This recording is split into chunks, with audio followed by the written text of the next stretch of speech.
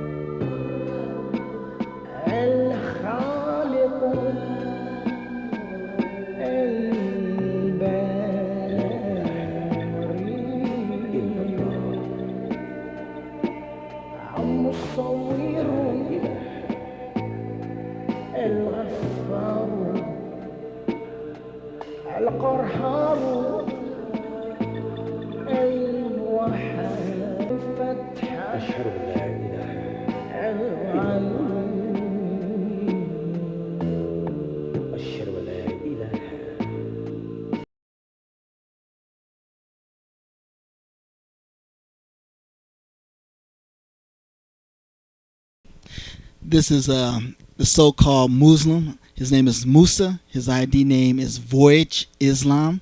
And also Akeem Haleem. These two people are so quick to talk about the Nation of Islam, how they're racist.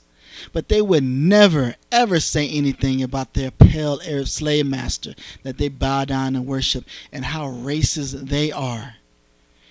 And how they have distorted Islam tremendously.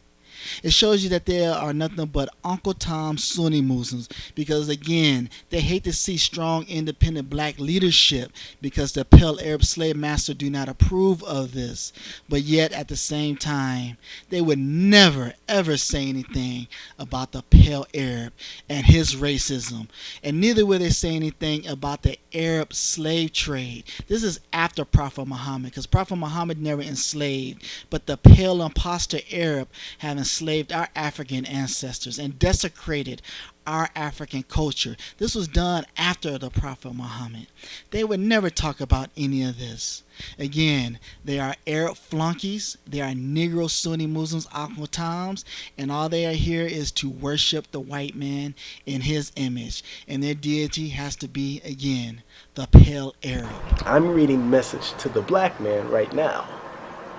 And I have to say that book makes you have the mentality of a slave, because it keeps telling you that you're a slave through the entire book. Now, I am not a slave. I am a slave to Allah, not a human. So you don't like the white man because you think that you are better than him because you are different. You know, in America you have a lot of groups and organizations who claim to be Muslims, but actually they're not Muslims. You have organizations like the Nation of Islam, under the leadership of Louis Farrakhan, and they have several splinters of the Nation of Islam. I think one is under Elijah's brother named John Muhammad, something to that effect. And these groups are not Islam.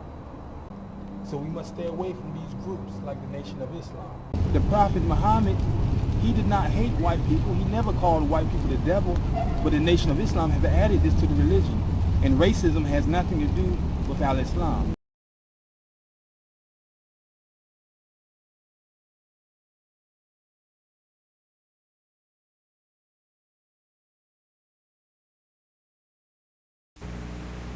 Why didn't Allah mention the companions of Muhammad in this Qur'an by name? Why not? He mentioned Abu Lahab, one of the men that opposed Rasulullah alayhi salam by name. Right in the Quran, they speak about him, Abu Lahab, and how his hands will perish for what he did to Rasulullah alayhi salam. But they don't mention Abu Bakr Siddiq by name, Umar, Uthman, or none of the ones that become the saints of the Sunni doctrine. Why didn't Allah mention their names in the Quran? They were living at the time. Allah saw them. Allah sees all. He could have told us who to follow. Why doesn't Muhammad alayhi salam ever say in the Quran Sahabi or Ashabi? Why does he never say my companions in the Quran? He says Ahli, my family, Ahl al-Bayt, the people in my house, Ahl al-Kitab, the people of the scriptures, Abraham's seed. Why does he never refer to them? Yet when you talk to Sunni, he's always quoting the Sahaba. Well, this Sahaba said, or this Sahaba said, or this Sahaba said, yet Allah subhanahu wa ta'ala never quoted them. Never mentioned them by name.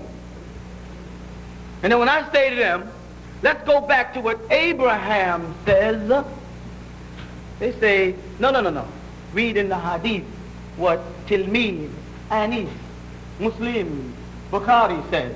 And I say, well, in the Quran, I find Jesus by name, Moses by name, John the Baptist by name, Elijah by name. You follow what I'm saying? I don't find any of the names of the men you're telling me to follow.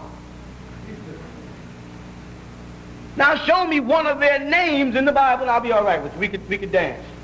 One name. Just show me one name of Bukhari. Any of them. They can't do it. But you want me to put aside the names of the men he did mention for the names of men that you mentioned?